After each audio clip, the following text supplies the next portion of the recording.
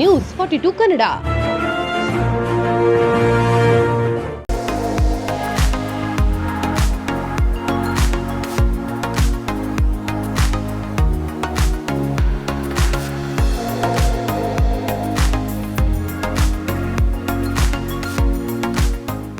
ನಮಗೆ ದರ್ಗಾ ಹಜರತ್ ಪಿರಂ ಶಾ ವಲಿ ಮಾಜು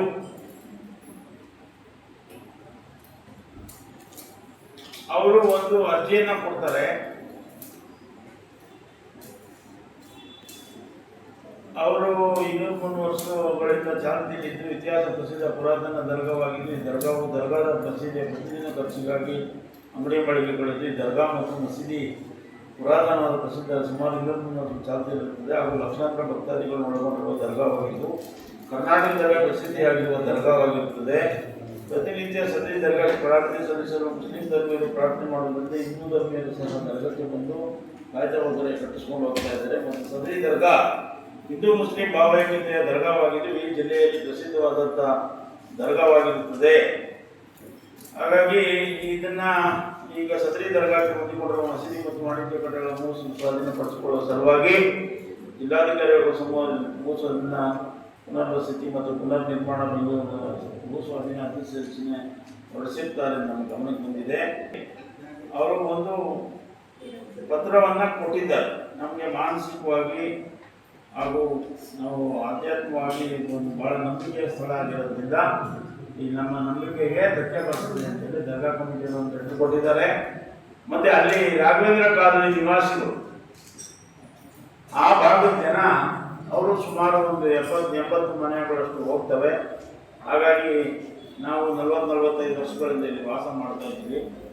ಅದಕ್ಕೆ ಈ ಭಾಗದಲ್ಲಿ ಇದನ್ನು ಅಧಿಸೂಚನೆ ಹೊರಡಿಸಿರೋದ್ರಿಂದ ನಮ್ಮ ಬದುಕಿಗೆ ನಮ್ಮ ಸರ್ವನಾಶ ಆಗಬೇಕಾಗ್ತದೆ, ಮರಣಶಾಸ್ತ್ರ ನಮ್ಮ ಪಾಲಿಸಬೇಕು ಅಂಥೇಳಿ ಅವರು ಕೂಡ ಒಂದು ಪತ್ರವನ್ನು ಕೊಟ್ಟಿದ್ದಾರೆ.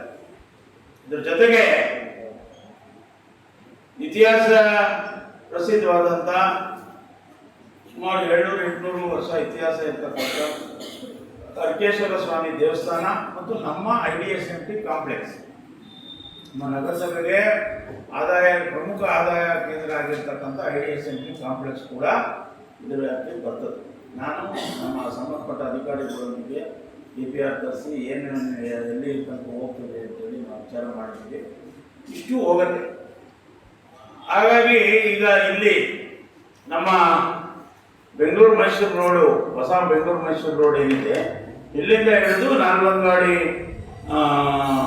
ಸೇತುವೆ ತನಕ ಅದು ಈ ಒಂದು 2 ಕಡೆಯೂ ಪಾತ್ರೆನ ತಗೊಂಡಿದ್ದಾರೆ ಈ ಒಂದು ಬ್ಯೂಟಿಫಿಕೇಶನ್ ಉದ್ದೇಶದಿಂದ ಅಂತೇಳಿ ನಮಗೆ ಅಧಿಕಾರಿಗಳು ತಿಳಿಸಿದ್ರು.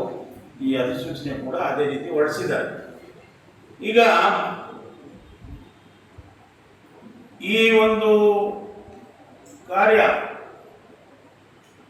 ಈ ಪ್ರವಾಸೋದ್ಯಮ ದೃಷ್ಟಿಯಿಂದ ಹಾಗೂ ಒಂದು ಬಹಳ ಅದ್ಭುತವಾದಂಥ ಒಂದು ಸೌಂದರೀಕರಣ, ಅರ್ಕಾವತಿ ನದಿಯ 2 ಬದಿಯಲ್ಲಿ ತಡೆಗಟ್ಟಲು ನಿಂತುವುದು, ಇಕ್ಕೆಲಗಳಲ್ಲಿ ಪ್ರವಾಸೋದ್ಯಮ ಅಭಿವೃದ್ಧಿ ಮತ್ತು ಸೌಂದರೀಕರಣ ಪಡಿಸುವ ಕಾಮಗಾರಿ ಇದನ್ನ ಕೈಗೆತ್ತಿಕೊಳ್ತೀವಿ ಅಂತೇಳಿ ಅಧಿಸೂಚನೆ ಹೊರಡಿಸಿದ್ದಾರೆ.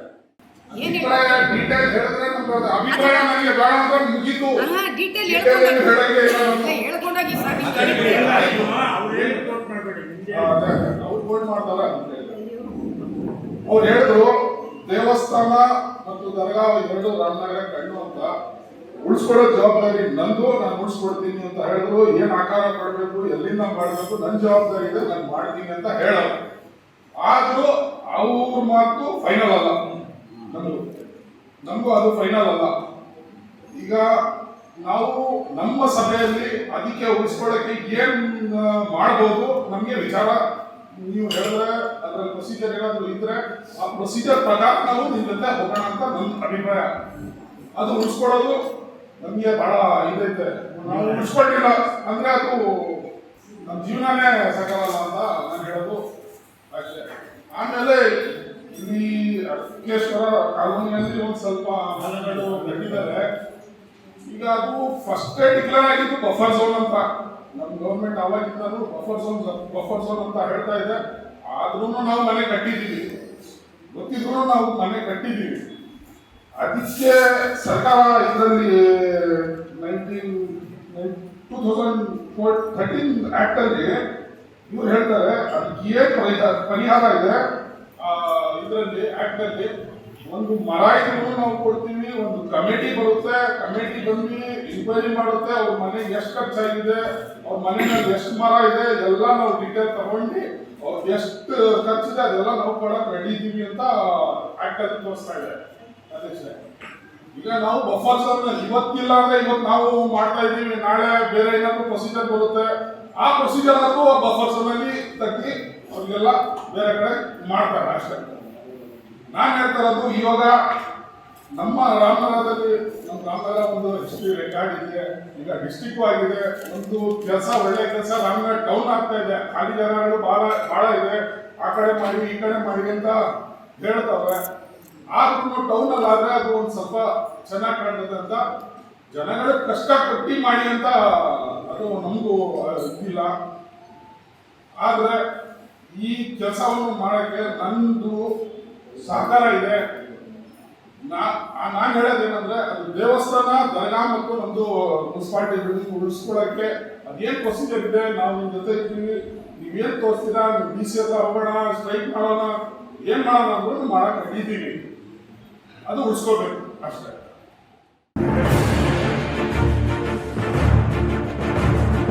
ನ್ಯೂಸ್ 42 ಕನ್ನಡ.